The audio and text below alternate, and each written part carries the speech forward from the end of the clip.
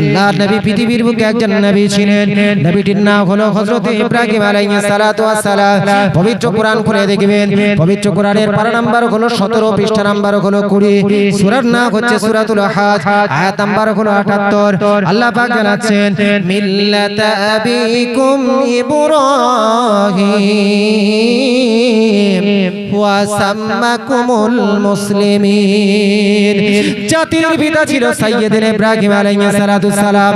আজকের যে আমরা উই আর মুসলিম বলে নিজেদেরকে গর্ববোধ করি, আজকের মুসলমান বলে নিজেদেরকে অনেক অহংকার করি, কিন্তু জানেন সম্মানিত দিন দরদি বাবাজি, মুসলমান নাম সর্বপ্রথম যিনি নামকরণ করেছেন, যিনি আমাদেরকে মুসলমান নামে নামকরণ করেছেন, তিনি হলেন হযরত ইব্রাহিম আলাইহিস সালাতু সালাম। জোরে বলুন সুবহানাল্লাহ।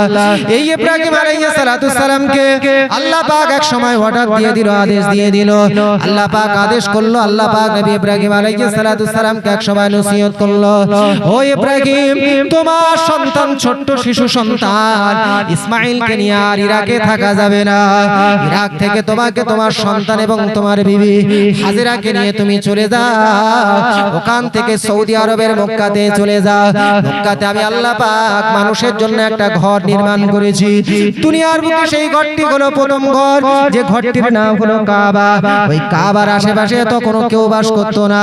আল্লাহ নবী ইব্রাহিম আলাইহিস সালাতু সালামকে আমার আল্লাহ বলে দিল, ও ইব্রাহিম, আমার নবী সাইয়্যিদুনা ইব্রাহিম, তোমার সন্তান ইসমাঈল আর হাজেরা, তোমার বিবি হাজেরাকে নিয়ে ওখানে তুমি নিয়ে চলে যাও, ওখানে তাদেরকে তুমি রেখে দিয়ে চলে এসো। হযরত নবী ইব্রাহিম আলাইহিস সালাতু সালাম ইরাক থেকে এমন করে সোজা চলে গেল সৌদি আরবের মক্কাতে। কয়েকদিন ধরে তিনি যাত্রা করে পৌঁছে গেলেন। পৌঁছে যাওয়ার পরেতে আল্লাহ নবী ইসমাঈল আলাইহিস সালাতু সালাম এমন করে মা হাজেরা, এই ছোট্ট শিশু ইসমাঈল আর হাজেরাকে রেখে দিয়ে তিনি ইব্রাহিম আলাইহিস সালাতু সালাম আবার তার বাসগৃহেতে চলে এলো। আবার ইরাকে বা ইরানে তিনি ফিরে এলেন। আল্লাহ নবী ইব্রাহিম আলাইহিস সালাতু সালাম সামান্য কিছু খাদ্য রেখে দিয়ে এসেছিল, আর সামান্য কিছু পানি রেখে দিয়ে এসেছিল, পান করার পানি রেখে দিয়ে এসেছিল। কিন্তু তখন মক্কাটা ছিল সম্পূর্ণ মরুভূমি এলাকা, আশেপাশে কোনো পানির ব্যবস্থা ছিল না, কেউ বসবাস করতো না, কোনো খাদ্যের ব্যবস্থা ছিল না।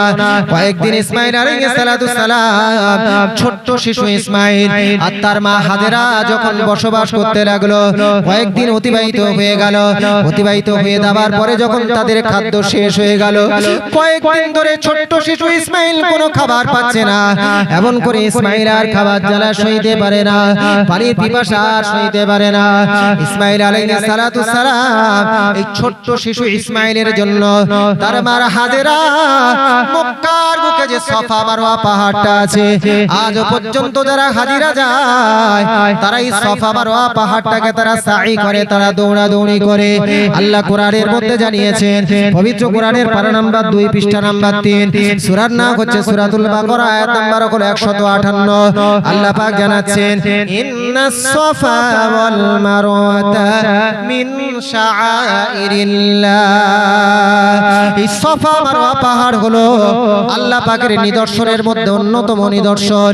এই সাফা মারওয়া পাহাড়ের উপরে মা হাজেরা এমন করে দৌড়াদৌড়ি করতে থাকে, চতুর্দিকে তাকিয়ে দেখে, চিৎকার করে খাবারের জন্য, পানির জন্য চিৎকার করে।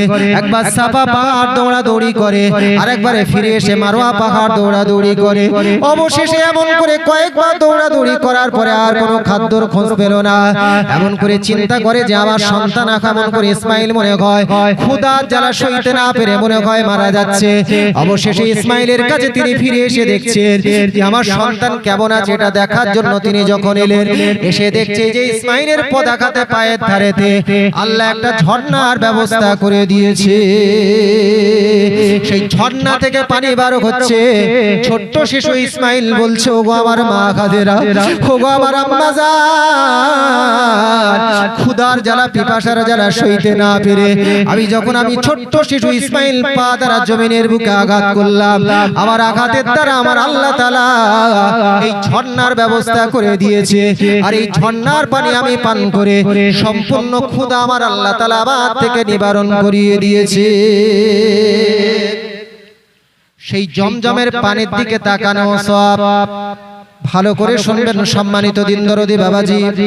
আবার বলা হয়েছে ইলাল ওয়ালিদাইন, যদি কোনো ব্যক্তি তার পিতামাতার দিকে তাকায় আমার আল্লাহ তাআলা তার আমলনামায় সওয়াব দান করে দেবে। পঞ্চম নাম্বার বলা হয়েছে ইলা ওয়াজিহিল আলিম, দুনিয়ার বুকে যদি কোনো ব্যক্তি আল্লাহ ভীরু আলেম হয়, যে আলেম আল্লাহকে ভয় করে, সেই আলেমের দিকে মুখের দিকে তাকায় আমার আল্লাহ তাকেও সওয়াব দান করে দেবে। তাহলে দুনিয়ার বুকে পাঁচটা জিনিস আছে যাদের দিকে তাকানে সওয়াব। এক নাম্বার হলো কোরআন, দ্বিতীয় নাম্বার হলো কাবা, তৃতীয় নাম্বার হলো জমজমের পানি বা জমজমের দিকে তাকানো, চার নাম্বার হলো পিতা মাতা, আর পঞ্চম নাম্বার হলো আলেম। তাহলে কোরআনের দিকে তাকালে সওয়াব, তাহলে কোরআন পড়লে সওয়াব জানালাম, কোরআনের দিকে তাকালেও সওয়াব, আবার কোরআন শুনলে সওয়াব, সেটাও আমার আল্লাহ পাক কোরআনের মধ্যে জানিয়েছেন। পবিত্র কোরআনের পারা নাম্বার 9, পৃষ্ঠা নাম্বার হলো 15, সূরার নাম হচ্ছে সূরাতুল আরাফ, আয়াত নাম্বার হলো 204।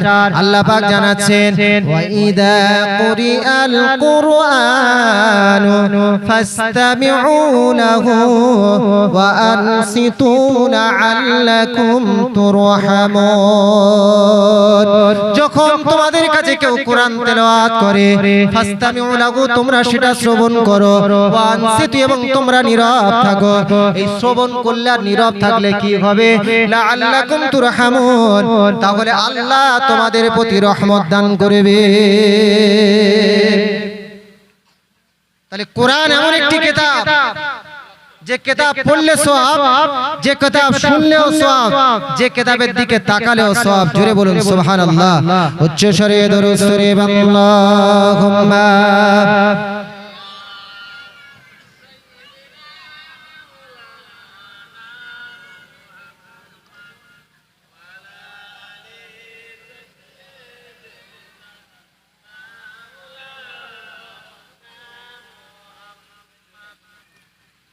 দিনের নবী মুস্তাফা মোর মুহাম্মদ রাসূল,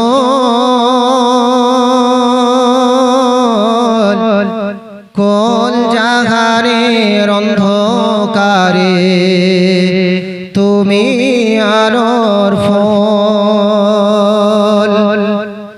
জানি আমি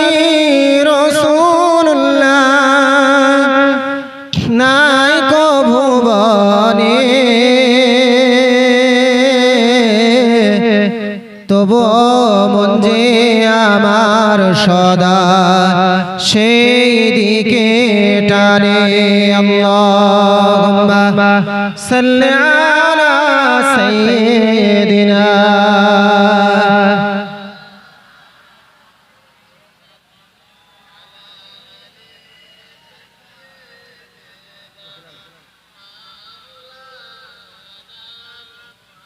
সম্মানিত দিন দরদি বাবাজি, এই কোরআন এমন একটি পৃথিবীর বুকে বিস্ময়কর গ্রন্থ। কাফেরদের উপর, কাফেরদের সময় যখন রাসূলুল্লাহর জামানা, ভালো করে বুঝবেন, রাসূলুল্লাহর জামানায় যখন কোরআন অবতীর্ণ হতে লাগলো, আল্লাহ রাসূল হাবিব, আল্লাহ রাসূল আল্লাহর হাবিবকে কয়েকজন কাফেররা তারা এসে রাসূলুল্লাহকে বলল, ইন্নাকা লা কাহিনুন, ইন্নাকা লা মাজনুন, ইন্নাকা লা সাহিরুন। ও মুহাম্মদ, তুমি একজন গণক, তুমি একজন জাদুকর, তুমি একজন পাগল, এসব কি অদ্ভুত কথা বলো। আল্লাহ পাক কোরআনের আয়াত নাযিল করে দিল। পবিত্র কোরআনের সূরা বাকারা 23 নম্বর আয়াত, ওয়া ইন কুনতুম ফি রাইবিন মিম্মা নাযালনা আলা আবদিনা ফাতু বিসূরাতিন মিন মিসলিহি ওয়াদউ শুহাদাকুম মিন দুনিল্লাহি ইন কুনতুম সাদিকিন। আল্লাহ পাক বললেন, যারা রাসূল তোমাকে কষ্ট দেয়, যারা আমি আল্লাহর কোরআনের বিরুদ্ধে কথা বলে, তাদেরকে জানিয়ে দাও কোরআনের ভিতরে তো আমি আল্লাহ 114টা সূরা দিয়েছি। এই 114টা সূরা তাদের আবিষ্কার করতে হবে না। ফাতু বিসূরাতিন মিন মিসলিহা, কোরআনের মধ্যে ভিতরে ছোট সূরা, সূরা কাউসার, সূরা ইখলাস, এরকম ছোট সূরা তারা যদি পারে একটা তৈরি করে দেখা। অবশেষে কি হলো? লা ইয়াতুনা বিমিসলিহি ওয়ালাউ কানা বা'দুহুম লিবা'দিন যাহিরা। আল্লাহ পাক বলছে কিয়ামত পর্যন্ত সময় দিলাম টোটাল জিন এবং ইনসান মিলে দুনিয়ার সমস্ত বৈজ্ঞানিক, দুনিয়ার সমস্ত গবেষক, দুনিয়ার সমস্ত ভৌগোলিক, দুনিয়ার বড় বড় কবি, তারা যদি সবাই মিলে আর দুনিয়ার সবচেয়ে বড় বড় জিন সবাই মিলেও যদি চেষ্টা করে কোরআনের মতন একটা কোন সূরা নকল তারা কিয়ামত পর্যন্ত পারবে না। জোরে বলুন, একটু জোরে বলা যাবে? তৎকালীন জামানায় যারা পড়াশোনা করে তারা জানে তৎকালীন জামানায় টোটাল বিশ্বের সেরা সেরা কবি ছিল।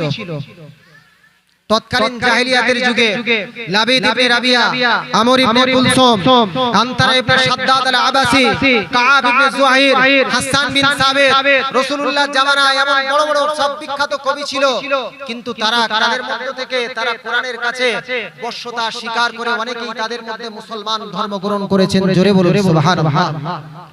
সম্মানিত দিনদরদি বাবাজি, কোরআনের মুজিজা এমন ছিল শুধু যে মানুষ, ভালো করে শুনেন, শুধু যে মানুষ কোরআন ইসলাম ধর্ম গ্রহণ করেছে তা নয়, আল্লাহ যে জানিয়েছে আল্লামাল কোরআন, আল্লাহ নিজে বান্দাকে কোরআন শিক্ষা দিয়েছে কিভাবে। দেখুন এই কোরআন কত বড় বিস্ময়কর গ্রন্থ। দেখুন রাসূলুল্লাহ সাল্লাল্লাহু আলাইহি ওয়াসাল্লাম মক্কার বুকে যখন কোরআন অবতীর্ণ হতে শুরু হলো, ভালো করে বুঝবেন, আল্লাহ রাসূল আল্লাহর হাবিব এক সময় সাহাবীদের কাছে রাসূলুল্লাহ বিভিন্ন জিনিস বর্ণনা করছেন।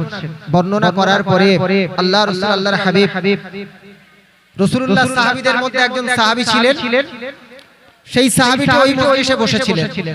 আল্লাহ রাসূল আল্লাহর হাবিব বলছেন, আল্লাহ পাক কোরআনের মধ্যে জানিয়েছেন, ও সাহাবীরা তোমরা শোনো, আল্লাহ পাক কোরআনের ভিতরে জানিয়েছেন খলাকাল ইনসানা মিন সালসালিন কাল ফাখর ওয়া খলাকাল জান্নাতা মিন মারিজিম মিন নার।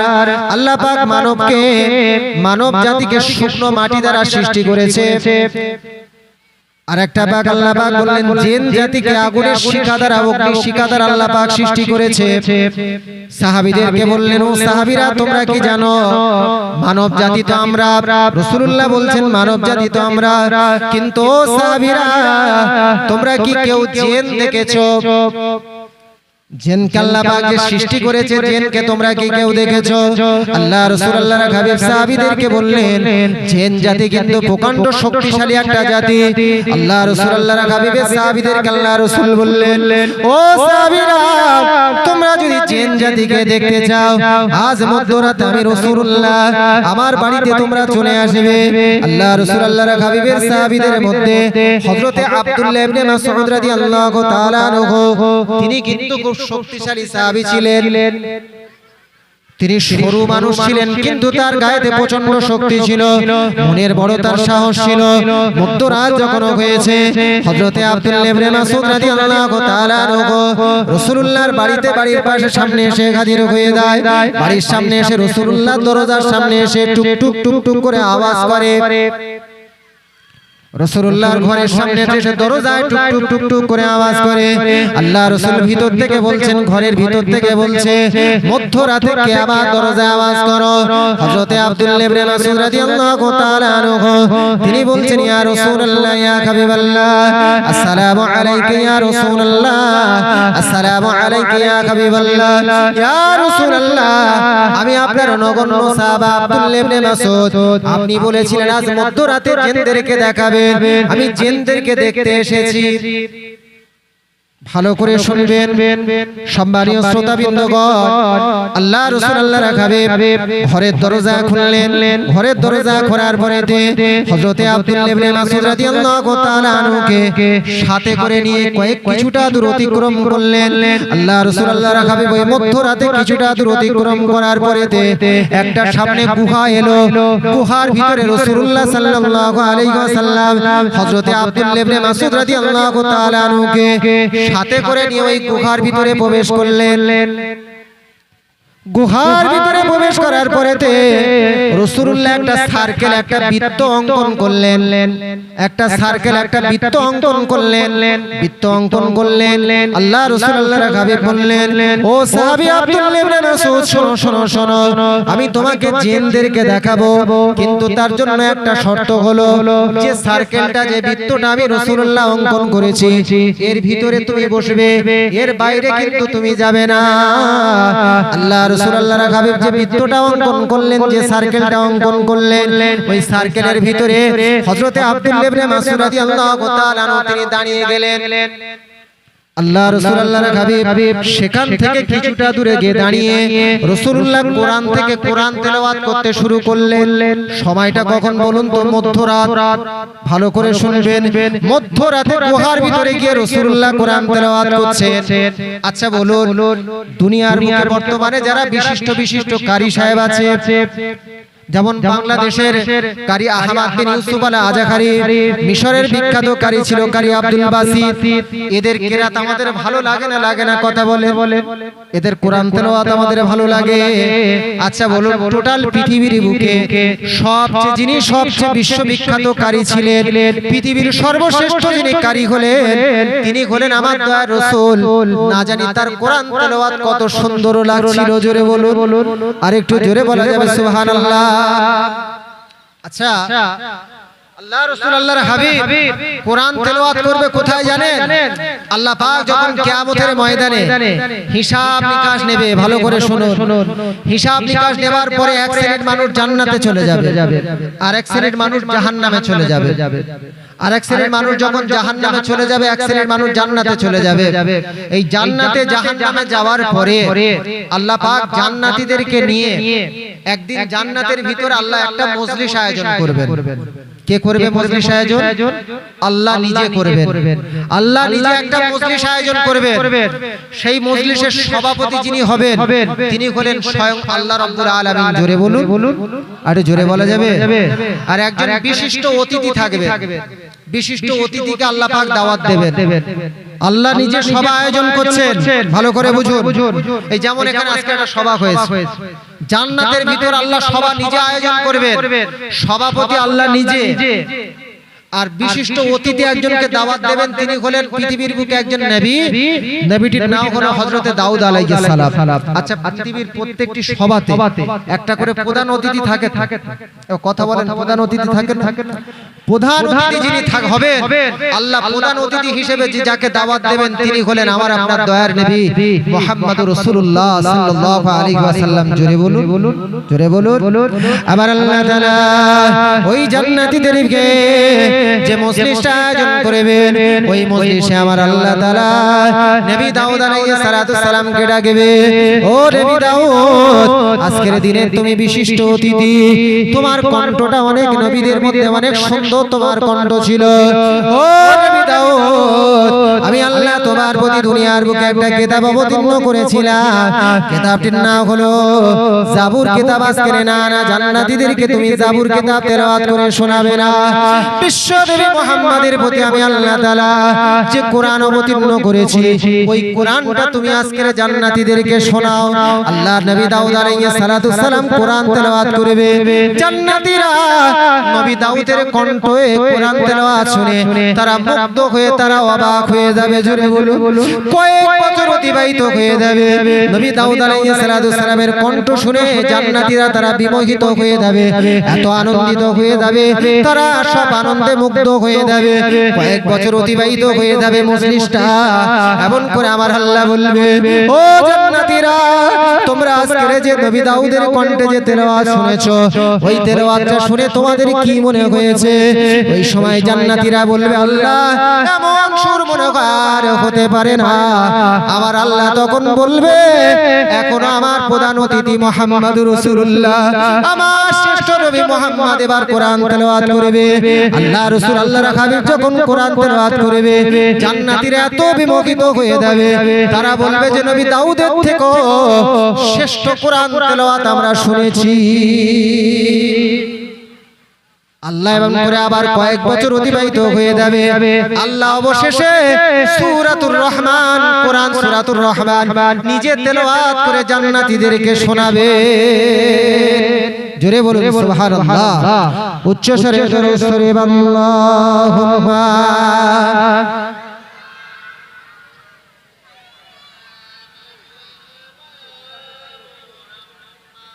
ওয়া আলা আলি সাইয়্যিদিনা।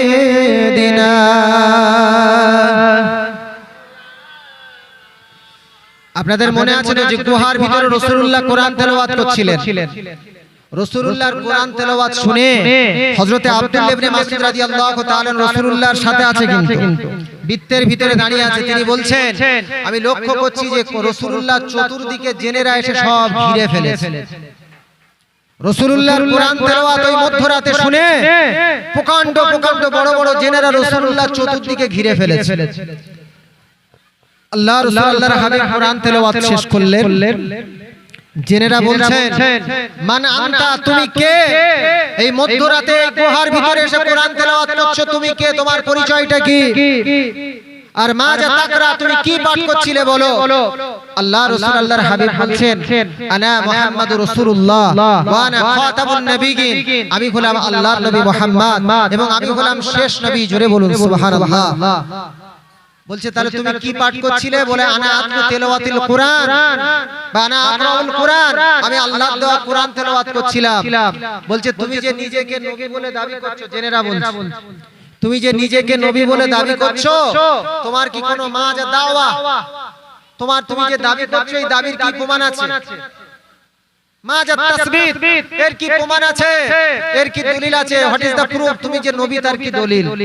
আল্লাহ রাসূলুল্লাহর হাবিব চতুর্দিকে তাকিয়ে দেখলেন, কিচ্ছু দেখতে পেলেন না। অবশেষে রাসূলুল্লাহ দেখতে পেলেন গুহা থেকে কিছুটা দূরে একটা গাছ রাসূলুল্লাহ দেখতে পেলেন। আল্লাহ রাসূলুল্লাহর হাবিব বলছেন, ইয়া মাশারাল জিন, ও জিন সম্প্রদায়েরা, দূরে যে গাছটা দেখতে পাচ্ছ, এই গাছ যদি আমি নবী মুহাম্মদ আমাকে যদি সাক্ষ্য দেয়, তাহলে তোমরা কি আমি নবী মুহাম্মদ আমাকে কি তোমরা নবী বলে বিশ্বাস করবে? জেনেরা বলে, গাছ কোনোদিন কাউকে সাক্ষ্য দিতে পারে না। গাছ একটা জড় পদার্থ, গাছ কোনোদিন সাক্ষ্য দিতে পারে না। গাছ একটা উদ্ভিদ, সে কিভাবে সাক্ষ্য দিতে পারে? গাছ তোমাকে কিভাবে সাক্ষ্য দিতে পারে? কিতাবের মধ্যে দিয়েছে, আল্লাহ রাসূল আল্লাহর হাবিব সাদা আঙ্গুলি দ্বারা গাছের দিকে ইশারা করে বলে, ইয়া আইয়ুহাশ শাজার, ও আমি যে নবী মুহাম্মদ, আল্লাহ পাক যে আমাকে নবী করে সৃষ্টি করেছে, একটু সাক্ষ্য দাও।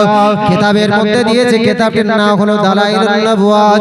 এই কিতাবের মধ্যে দিয়েছে, ইমাম বাইহাকি রাহমাতুল্লাহ আলাইহি তিনি বর্ণনা করছেন যে রাসূলুল্লাহ সাল্লাল্লাহু আলাইহি ওয়াসাল্লাম শাহাদাত আঙ্গুলি দ্বারা ইশারা করার সাথে সাথে গাছটা তার নির্দিষ্ট জায়গা ছেড়ে উঠে এসে আল্লাহ রাসূলের কাছে এসে দাঁড়িয়ে দাঁড়িয়ে বলছে, আল্লাহ পাক আপনাকে শেষ জামানার নবী করে সৃষ্টি করেছে। জাআলাল্লাহু তাআলা খাতামান নবিয়্যিন, আমার আল্লাহ তাআলা আপনাকে শেষ জামানার নবী করে সৃষ্টি করেছে। গাছের এই সাক্ষ্য দ্বারা, গাছ যে সাক্ষ্য দিল, এই সাক্ষ্য দেখে জেনেরা সবাই আর দেরি করলো না। জেনেরা তখন বিশ্ব নবী মুহাম্মদুর রাসূলুল্লাহর হাতে হাত দিয়ে তারা ইসলাম ধর্ম গ্রহণ করে নিল। জোরে বলুন সুবহানাল্লাহ, আরেকটু জোরে বলা যাবে সুবহানাল্লাহ, উচ্চ স্বরে দরুদ শরীফ আল্লাহুম্মা